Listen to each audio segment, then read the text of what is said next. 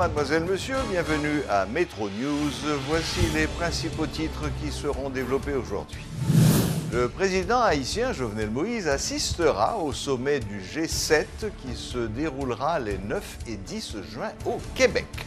Il a été invité par le Premier ministre canadien Justin Trudeau en sa qualité de président de la communauté caribéenne CARICOM.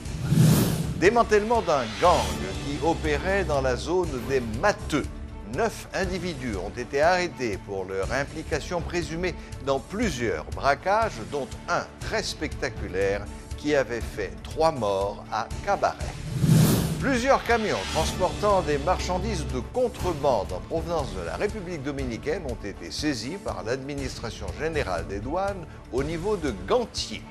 L'opération a été réalisée de concert avec la secrétaireté d'État à la sécurité publique.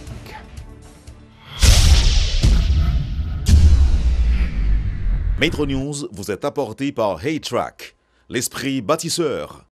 Mobile 1, c'est plus qu'un lubrifiant. C'est le mélange parfait de plusieurs huiles qui se transforment en molécules pour vous permettre d'aller plus loin, beaucoup plus loin qu'avant. C'est l'évolution de votre moteur. Choisissez les lubrifiants mobiles. Ici, vit l'énergie. Le chef de l'État haïtien Jovenel Moïse assistera au sommet du G7 qui se déroulera les 9 et 10 juin 2018 dans la municipalité régionale de Charlevoix, au Québec. M. Moïse a été invité par le Premier ministre canadien Justin Trudeau en sa qualité de président de la communauté caribéenne CARICOM. Les changements climatiques et les catastrophes naturelles représentent les principaux thèmes de ce sommet. Mais investir dans la croissance économique, promouvoir l'égalité des sexes et l'autonomisation des femmes, construire un monde plus pacifique et plus sûr figurent également parmi les autres sujets qui seront débattus lors de ce sommet réalisé dans un contexte de crise entre les États-Unis et ses partenaires européens.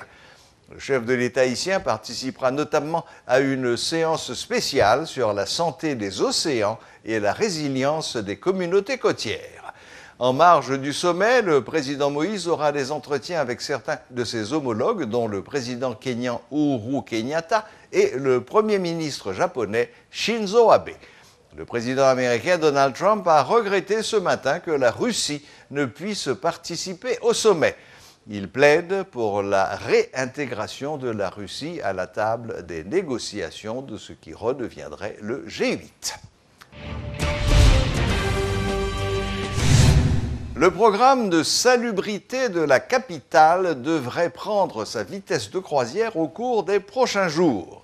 Sachant qu'il s'agit d'un vrai défi, le maire de Port-au-Prince, Yuri Chevry, s'évertue à jouer le rôle de chef de file effectif sur le terrain. De nombreux Port-au-Prinциens doutent de la capacité de l'administration communale à donner une nouvelle image de la capitale haïtienne. Ils jugent exagéré le décret autorisant des amendes contre les personnes coupables de déversement de détritus sur la voie publique. M. Chevry donne la garantie qu'il dispose de moyens financiers et matériels pour réaliser efficacement sa mission. Il a effectué le mardi 5 juin dernier une visite surprise dans le quartier de La Saline pour superviser les opérations de collecte de déchets. C'est l'un des quartiers qui produit le plus grand nombre d'ordures.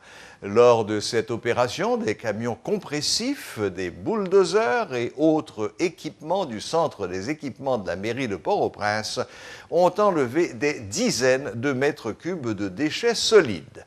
C'est une véritable guerre que l'administration communale lance contre les ordures ménagères, les déchets encombrants domestiques, les déchets des commerçants, artisans et industriels, ainsi que les déchets provenant du nettoyage des rues, marchés et espaces publics de la commune.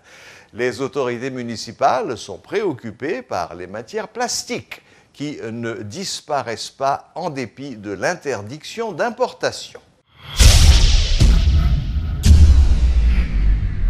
La police nationale d'Haïti annonce l'arrestation des présumés bandits qui seraient responsables de l'attaque perpétrée à Cabaret le 13 mai dernier lorsque des individus ont ouvert le feu sur des citoyens et ont fait 3 morts. Le porte-parole de la police, Franz Lerbourg, explique que ce gang est impliqué dans plusieurs autres cas. Il a précisé que les individus arrêtés avaient également en leur possession l'arme à feu d'un policier récemment assassiné dans le département du Nord-Ouest. Arrêté et 9 4 garçons, 5 femmes qui appartenu à un gang qui est passé Cabaret, nous sommes venus qui est passé Cabaret, si vous avez date Camadino. Mais c'était avant 10 juillet pour que pour l'équipe qui passe avec Jam, de user et de tuer 3 personnes et 5 personnes qui étaient blessées. Donc, nous avons et la police a arrêté sur le ça et tout élément que nous avons gardé là, c'est environ 9 personnes, mais c'est 6 qui là.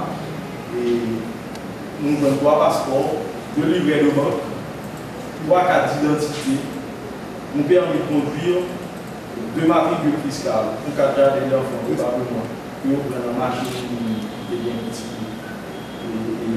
et la machine. 9 au total, 9 sont arrivés et tout élément ça a saisi. Comme on dit que, on dit déjà, 2 machines à garder, par exemple, Morano rouge. Si on dit que Morano rouge, c'est pendant que les gars courent et on réagit en particulier, on voit les machines. Ok? Il y a une autre machine bleue, machine ça a tout, c'est volé, quelques jours avant qu'on est capable de faire. Puis devant, on va pour l'autre machine, ça c'est machine d'investigateur de la police. À l'approche de l'aigle, et vous à la police, tiré correctement.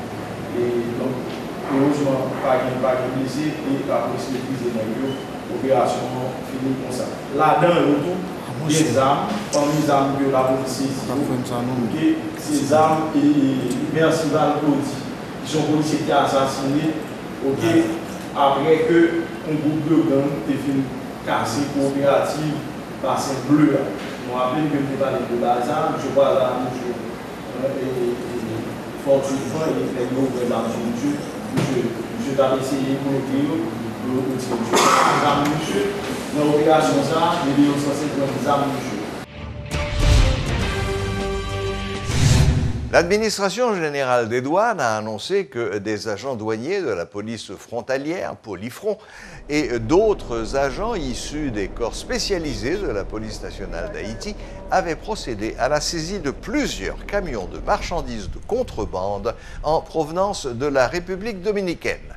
L'opération a été menée à Gantier. Elle a été réalisée de concert avec la secrétairerie d'État à la sécurité publique. Rappelons qu'au cours du mois de mai dernier, une opération avait déjà permis la saisie d'une importante cargaison de marchandises de contrebande au niveau du poste de contrôle douanier de Morne-à-Cabri. Et pour me répéter mot pour mot, sa président de la République l'a toujours dit dans différents discours, la corruption c'est un crime contre le développement. Et contrebande là c'est un maillon la corruption. Côté sunnite, côté alawite, quel que soit chapelle politique ou appartenu, l'État nous-mêmes nous dit n'a pas extirpé contrebande là. Racine contrebande là, il profond en pile. Mais avec une coordination multisectorielle, nous avons réussi à arriver à bout de contrebande là et à bout de toute contrebandier. Opération, ça résultat là, c'est parce que nous décidons de renforcer le contrôle là. Si ce n'est pas de ce bâtiment, c'est la première fois qu'il vient. Mais nous qui sommes hier soir, et sans doute, nous connaissons que l'autre mesure. Nous avons traqué aussi la loi du chat et de la souris.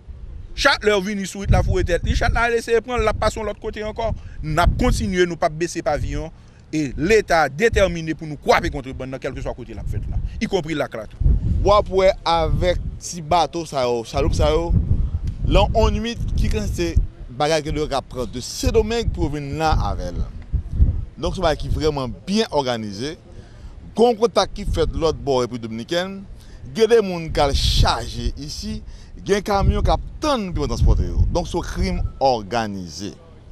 Ou font seul coup d'œil ou après que en bas ça a des armes, a des drogue. problème de sécurité clair. Côté là, Caraïbes, sont îles touristiques, les gens peuvent venir pour une sécurité. Et l'État a besoin de contrôler les armes à feu. Avec ça qu'a fait là, s'il ne pas stopper, nous pas capables de contrôler les armes à feu. Ensuite, sécurité alimentaire. J'ai un bagage à stocker côté le pays là. J'ai un transporteur, même si c'est légal, il n'est pas supposé pour manger là encore. Donc c'est en tout que nous avons lutté contre lui et son gros bataille. Le président de la République, Jovenel Moïse, a procédé le 7 juin dernier à l'inauguration du centre de germoplasme forestier et fruitier du département des Nippes, précisément dans la commune de Fond-des-Nègres. À la tête d'une délégation composée de la Première Dame, Martine Moïse, du Premier ministre Jacques-Guy Lafontan et de membres du gouvernement, dont le ministre de l'Environnement Pierre-Simon Georges, le chef de l'État a fait remarquer qu'il va adopter une nouvelle approche dans l'apport de solutions durables aux problèmes de déforestation auxquels le pays fait face. Il y a un projet dans l'agriculture dans le pays d'Haïti parce que je connais un pile projet dans l'agriculture, dans l'environnement. Un pile projet de reboisement dans le pays. Un pile l'argent. C'est un coup, grand mounio qu'on a dit. Chaudier a monté sous nous, et pour te manger les lapes séparés, on va joindre. Eh bien, un pile comme ça, qui vient dépenser sur l'environnement dans le pays, moi, je aimé pays qui vient dépenser comme ça, tu suivre trace l'autre paysan qui est d'accord pour entrer dans le financement. Méga pépinière ça c'est pour pépinière simple nous camper là-dedans là. Son centre de propagation végétale et pépinière nous avons pour nous arriver avec eux pour nous voyer des jeunes garçons et jeunes filles à la formation dans le pays étranger dans la biotechnologie pour que nous commencions à faire des expériences en laboratoire dans pépinière pour un laboratoire pour nous capables de faire des plantules in vitro bio dans la pépinière.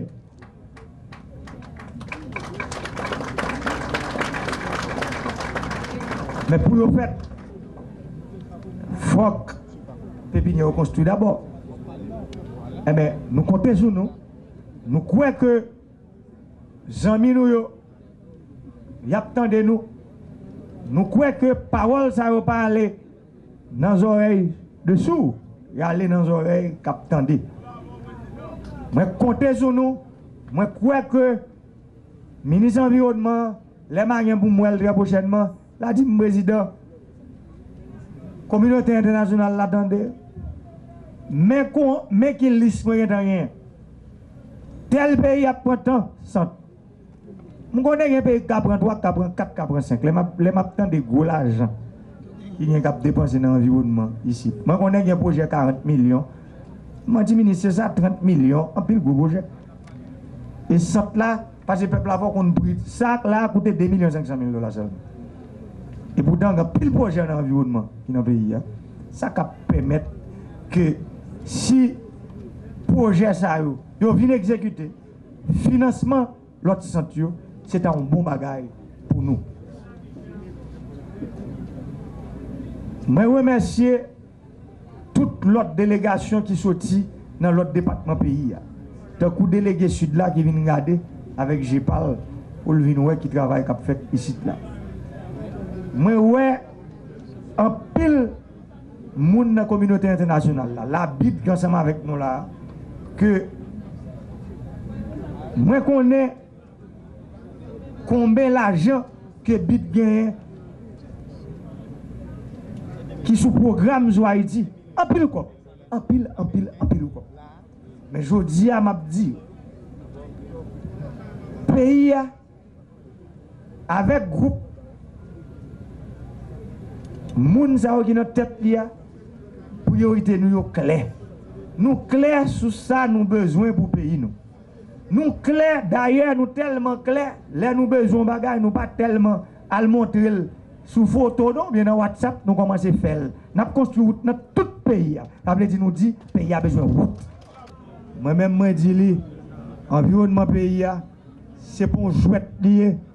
C'est un engagement que chaque Haïtien doit prendre envers l'environnement pays. Nous-mêmes, ça n'a pas été mis à travers tout le pays. L'on besoin de pied bois dans l'habitation l'éclair pour pas même forcer ou après les ministres de l'environnement, les ministères. Et puis, ou bien pied bois, parce que nous cherchons gens pour pied bois sur tout le pays, pour tout le monde qui n'a reboisement, tout le monde qui a une activité de reboisement, les ont besoin de pied bois pour pas qu'on casse-tête pour rejoindre une quantité d'arbres fruitiers et arbres forestiers au besoin pour reboiser le pays.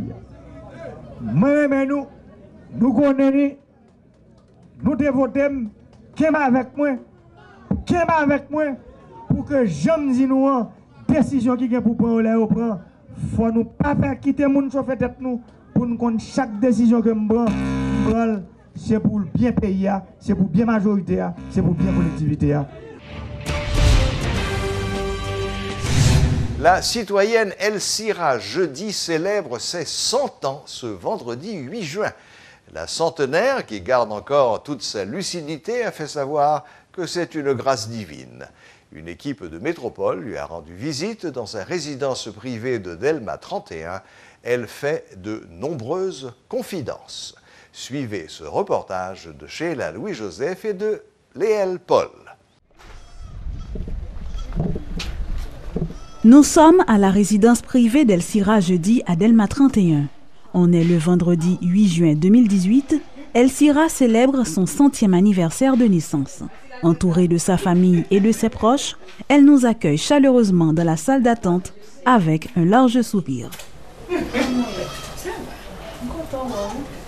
C'est jeudi à fête là? Oui. Une bonne fête. Merci beaucoup. Je souhaite tout mon bagage. Merci beaucoup. Robe de chambre rose, cheveux attachés, boucles d'oreilles en or, sandales noires, la centenaire née à Jacmel garde encore toute sa lucidité. Avec mon Dieu, papi, malgré femme, moi, toussé, on connaissait à faire des gros monde, notre femme toussé. Mais ces légers problèmes de santé ne l'empêchent pas de célébrer son 100e anniversaire. Son bouquet de fleurs, son gâteau rouge et blanc placé sur une table à côté, il y a de quoi avoir du baume au cœur. Pour la séculaire, cet âge est lourd de sens et de conséquences. Grand-mère fait moi joie, tout le monde, toute famille, tout disparaît, tout mourir. Avec mon Dieu éternel campé. Merci Jésus, merci grand-mère. C'est une grâce divine. Dans la bouche d'Elsira, cette phrase revient et revient encore. De confession catholique, cette mère de famille dont la foi chrétienne demeure inébranlable se souvient des meilleurs moments de sa jeunesse. Son repas 16 mois, c'est quand il y a moun couché dans la cabane longtemps, c'était 2 heures lever dans la cabane. Depuis 2 heures, ou besoin de marcher, ou aller marcher, ou tourner pour qu'on joue. Moun pas de paix, moun pas de rien, c'était paquet chrétien qui sur la tête. C'est cette passion pour son travail de repassage qui lui a permis d'éduquer son fils unique, Jean-Claude Jeudi. Fière et heureuse, Elsira se félicite d'avoir fait œuvre qui vaille. Même si elle est hyper tendue et souffre de quelques crampes au niveau des mains, elle remercie le ciel de lui avoir fait grâce d'une bonne santé. Son secret, des aliments sains, pas une goutte d'alcool, encore moins de la cigarette. Puis fois c'était lettre de qu'on boit, bouteille lettre devant disco. J'ai pouloué était debout 5 comme ça devant. J'ai payé. Au moment présent, bois lettre, moi bois jus, pas boire n'importe jus non pour te acide. Elsira Jeudi se rend à l'église tous les dimanches. Son message à la jeunesse haïtienne, c'est d'avoir la charité. 100 ans depuis qu'elle existe, son apparence laisse présager d'un bel avenir devant elle. Et voilà, la boucle est bouclée. Merci de votre fidélité. Excellent week-end à toutes et à tous et à la prochaine, même heure, même chaîne.